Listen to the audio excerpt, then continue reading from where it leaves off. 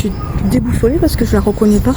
Et donc dans la maison là-bas, à côté de chez moi, chez monsieur et madame Guy, il y avait madame Guy qui était une très vieille dame de l'ancienne école. Comme on n'en voit plus, hein. Ça fait longtemps qu'on voit plus des vieilles dames comme ça. Elle était habillée toute en noir, robe longue, tablier. Et vivait vraiment à l'ancienne. Là sur ce mur, elle mettait son fil à linge. Elle avait robe longue, tablier, cheveux longs gris, mais coiffés en chignon. Elle faisait sa lessive à la main chez elle, au savon de Marseille. J'ai encore l'odeur du savon de Marseille qu'elle utilisait.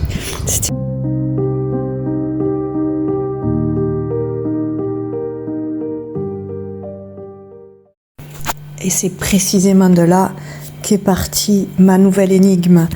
Dans les villages du sud et je pense partout, il y a des maisons abandonnées qui appartenaient à des familles qui se sont éteintes.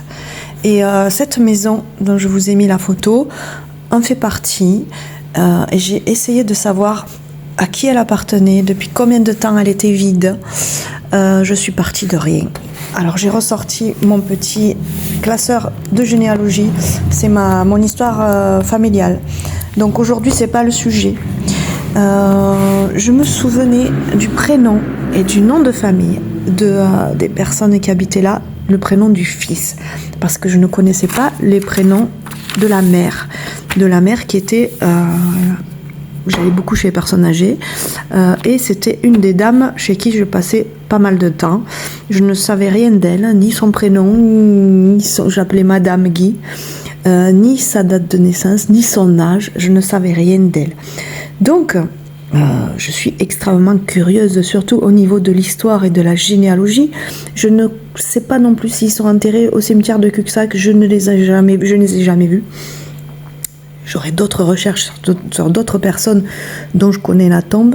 Donc mon souci n'était pas de la curiosité malsaine, mais simplement se souvenir de ces personnes, des vieux Cuxanais qui étaient là au siècle dernier, que j'ai connus, évidemment, et qui n'existent plus, qui sont décédés depuis très longtemps, qui sont décédés sans descendance.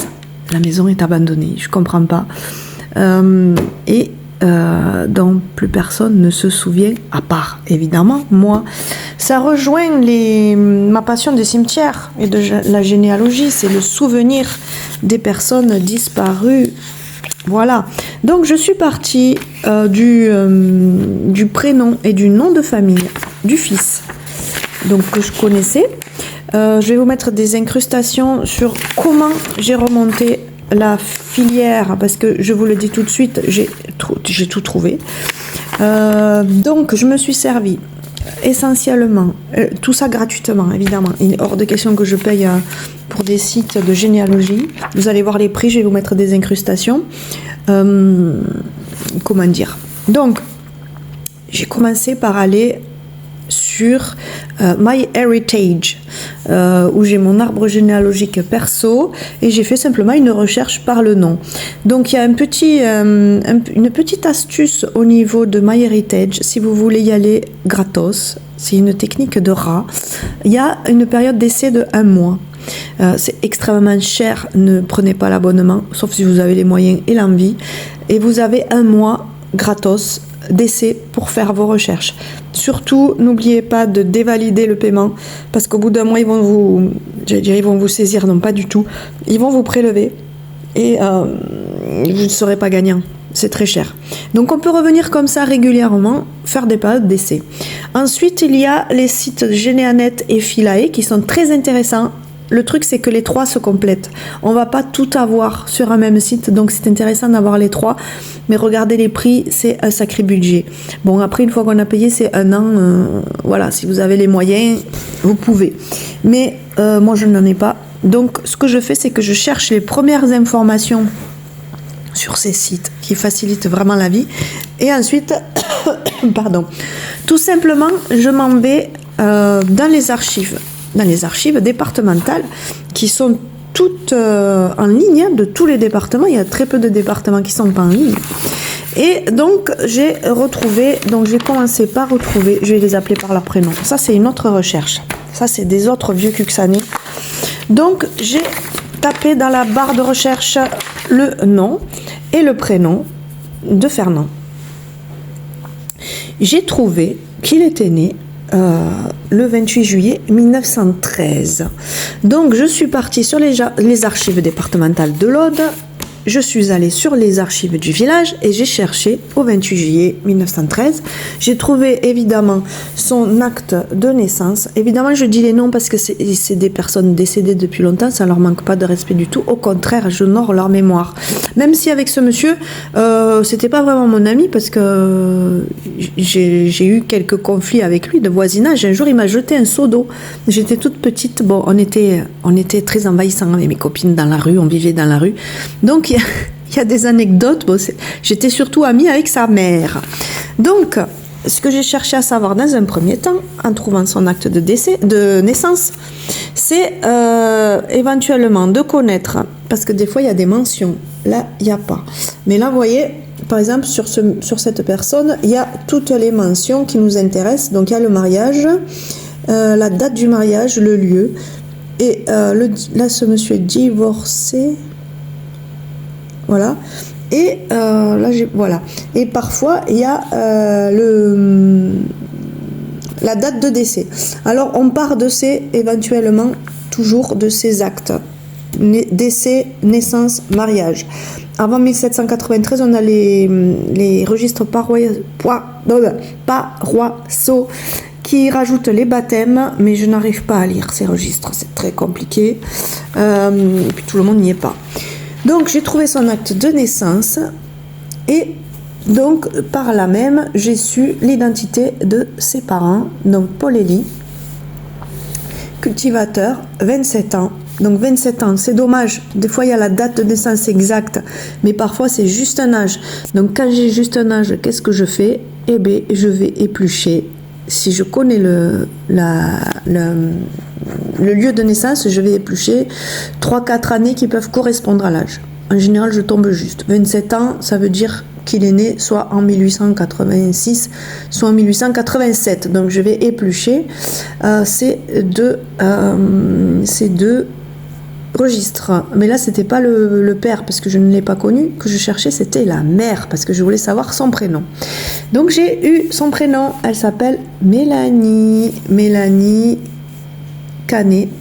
Sans profession, son épouse, 20 ans. Donc, je sais qu'en 1913, elle avait 20 ans, donc probablement née en 1892 ou 1893. Donc, je vais aller éplucher tout ça.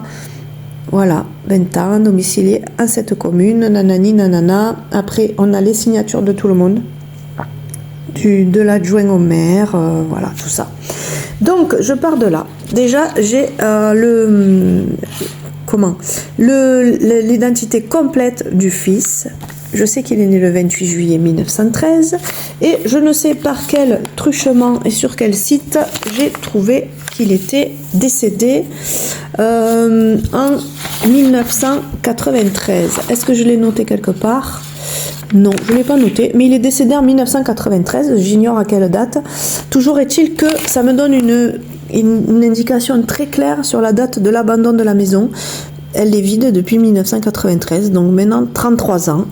Personne n'y habite, elle n'a jamais été ouverte. Je ne sais pas s'ils ont des héritiers, je ne sais rien du tout. Je ne sais même pas ce que fait la mairie à propos des maisons comme ça, parce que ça doit être bien délabré dedans. Déjà, nous, dans les années 70, je rentrais dedans, c'était vraiment...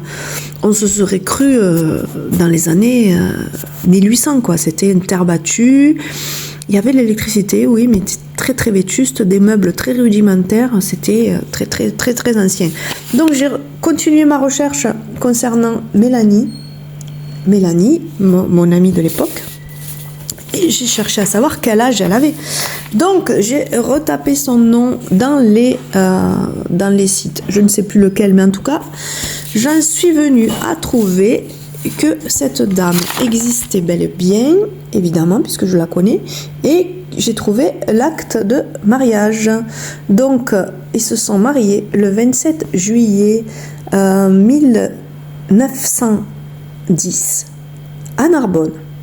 Et sur les actes de mariage, ce qui est intéressant, Voilà, regardez ça, c'est une table décennale.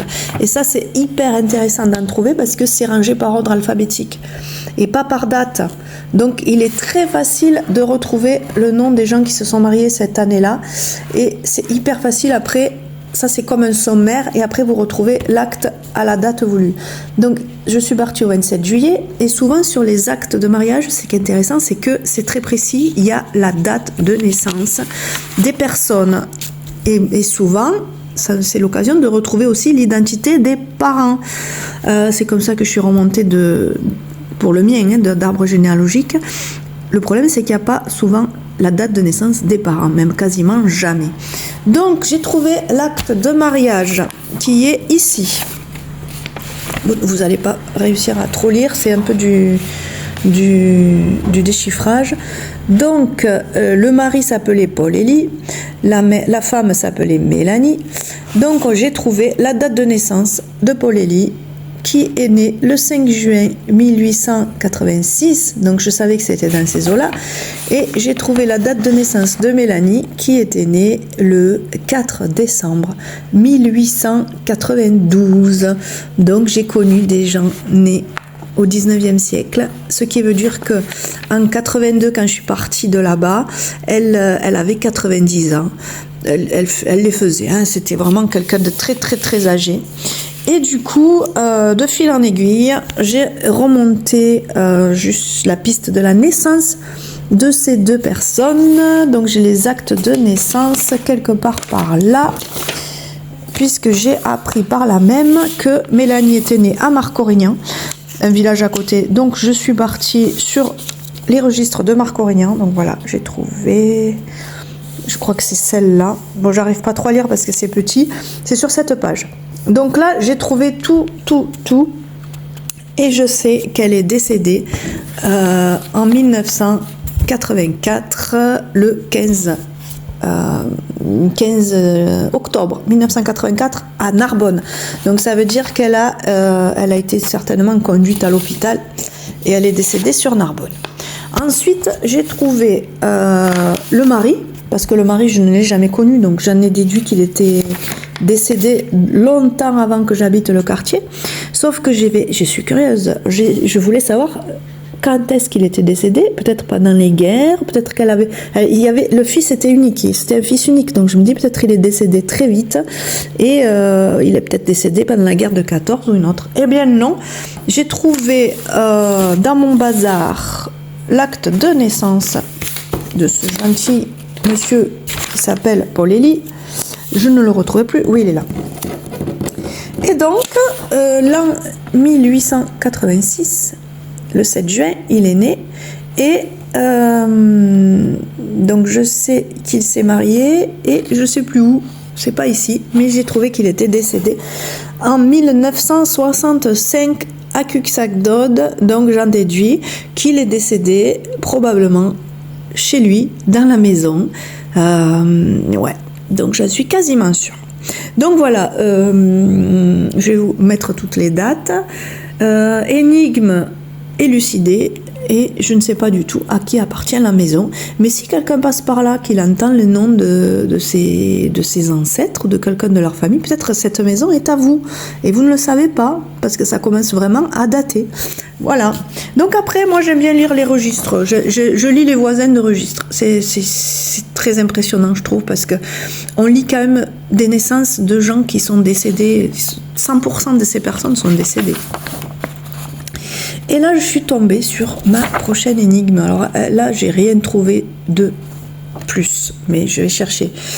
C'est une dame, Élise Flavien, sage-femme, qui vient déclarer des jumelles le 7 juin 1886 d'une personne qui a accouché à l'hôpital civil le jour d'hier, donc qui est née le 6 juin à 3h du matin. Et la maman s'appelle Françoise Broussière, elle est domestique, elle est âgée de 21 ans, elle est domiciliée à Narbonne et d'un père inconnu. Alors ça me plaît toujours parce qu'il y a toujours des histoires un peu brumeuses à découvrir dessous. Donc la première jumelle s'appelle Eugénie Justine. Et la seconde jumelle, parce que je suis allée chercher l'autre page, la seconde page, Eugénie Justine est la première à s'être présentée. Regardez ce qu'il y a écrit. Est sorti le premier du sein de la mère. Si c'est pas beau de dire les choses comme ça. Et la seconde petite fille jumelle, c'est Marguerite, vous voyez, et c'est précisé jumelle. Et c'est précisé, est sorti le second du sein de la mère. Voilà, c'est toujours Élise Flavienne, la sage-femme, qui signe, puisque c'est toujours de père inconnu. Donc, j'ai fait quelques recherches par rapport à ces personnes qui auraient maintenant 140 ans, donc qui sont décédées depuis très longtemps. Et voilà, j'ai commencé les recherches, et si ça vous intéresse, je vous dirai la suite. C'est des enquêtes passionnantes. Vraiment, la généalogie, c'est passionnant. Et quand on a fini son propre arbre, il y a des énigmes comme ça, d'inconnus, décédés depuis très longtemps. Et moi, ça me plaît.